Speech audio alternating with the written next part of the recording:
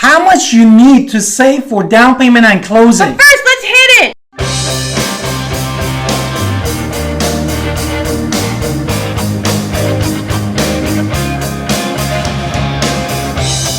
Hi, this is Alan Victoria Pinder. Welcome to our channel and podcast. And if this is your first time in our channel, please subscribe in our channel and get notified when we put a podcast and video for you. Honestly, we get calls and texts all the time, so don't be shy. Please call us at 252-327-3357 because we're to help you, and that is what we do every single day. No question is dumb. Happy to talk to you. Therefore, there are several ways of the basically the investment and saving for you that basically you need for the down payment and closing. Okay, so many people don't realize that 401k that you are having taken out of your pay every single week, actually you can take it out tax-free if you are using it to buy a house. So there is something many people don't consider when they're in their W-2 jobs. Or your stocks that they basically or your you buy. Stocks are out there. Also, it can be a gift fund. So if you have people who are willing to give you some money, as long as they're willing to sign a letter that they have given you this money scot-free, then they have signed the gift letter, then you are free to use that as well. And you definitely need to communicate with your lender if you are trying to get from your parents or family members or relative or friend a gift. Another thing we didn't have on the list, but you can always start saving for it. Put a little bit aside every single week and say if you really do have a 6-month plan, well then have a 6-month plan financially to start saving a little bit of money, which is always a good thing. So let's talk about ways that we can minimize this though. Yes.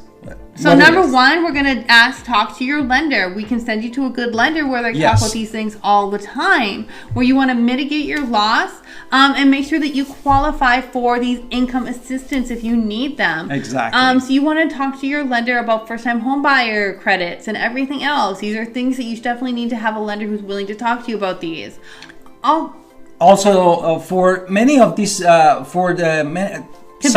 conventional loans, for example, you can go as little as 3%. And just forget, some people, they tell you, oh, you need 20% down for a house. No, you don't need exactly. And for FHA, you just need 3.5%.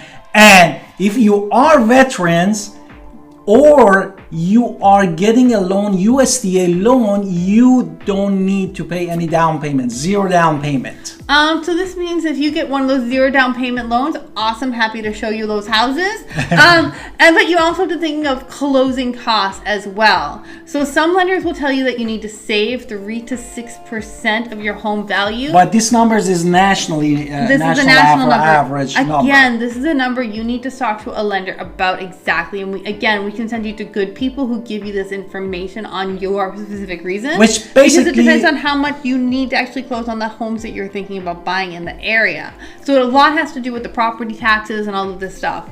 Basically, it comes with your loan type, this closing cost. Depends on your loan type, your lender, where you're exactly living, and the appraisal fee, title insurance, the underwriter that you go through when you wanted to get the money, and also origination fee that comes all from your lenders. Therefore, the lender is the person that's going to tell you about all these closing costs. Also, if you have FHA, we want to mention that you have an upfront insurance premium, and of course you have a funding fee that you have to pay as well.